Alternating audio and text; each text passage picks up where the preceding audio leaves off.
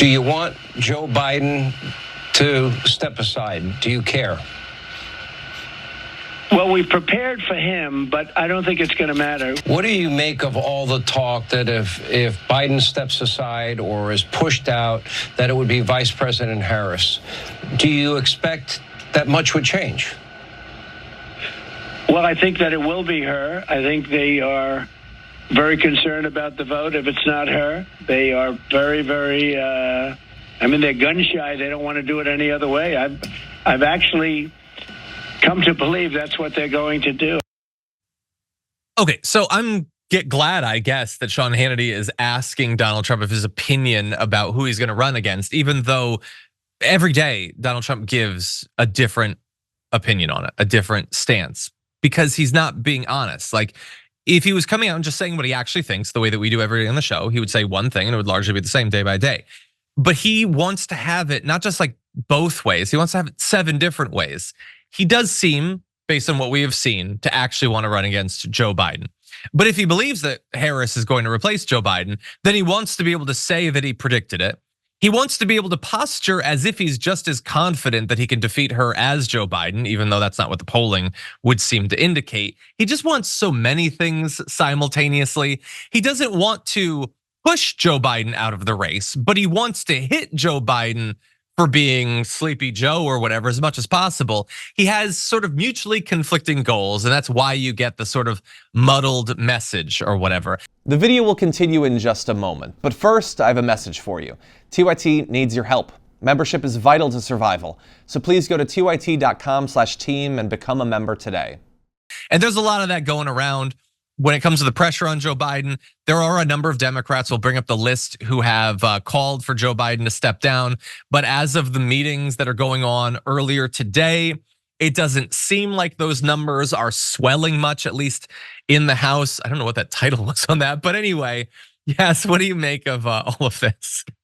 Yeah, well, we did hear Trump had a rant in a golf cart. I don't know if you guys saw that, but he doesn't think very highly of Kamala Harris, let's just say that much. So he's not worried about defeating her in a presidential race. Whether or not it will come to that at all, personally, I don't think that there's much of a chance that Harris will somehow become the next Democratic nominee for 2024. I would be surprised if she's even on the ticket anymore in November. And I was on the main show on Friday with Cenk and Sharon, and they had a pretty dramatic back and forth about Kamala Harris specifically. And I kind of let them have it, but it's interesting because there's a few different aspects of Kamala Harris that need to be considered, right? She is the first Black/Asian woman to make it into the White House as a vice president. And that does mean something to a lot of people. It does matter. We like to pretend that it doesn't, but that kind of representation does matter in the White House, especially. And then there's also the idea that Joe Biden is going to step down. I don't think he's going to. That's my personal opinion on what I think is going to happen. I don't think it's going to come to that. But I think because Joe Biden is so frail and doesn't inspire a whole lot of confidence in people, I think they might look to strengthen the ticket elsewhere. And unfortunately, ever since Kamala Harris has become the vice president, she has been also very disappointing. She has not come out publicly very often. Whenever she does, it's been kind of embarrassing, the things that she says, the way she acts. She's not very likable. People just don't resonate with her or relate to her or find a whole lot of hope in her.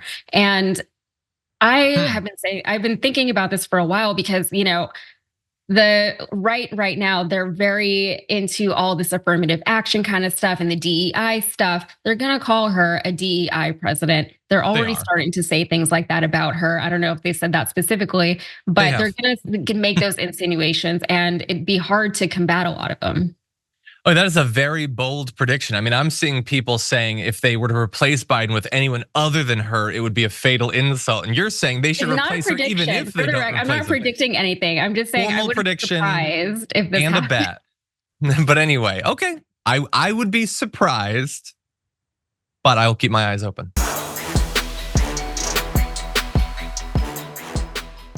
Thanks for watching our video. Did you know that you can support our show by becoming a subscriber? Just click the subscribe button and also ring the bell so that you get notifications when we're live or when we post new content.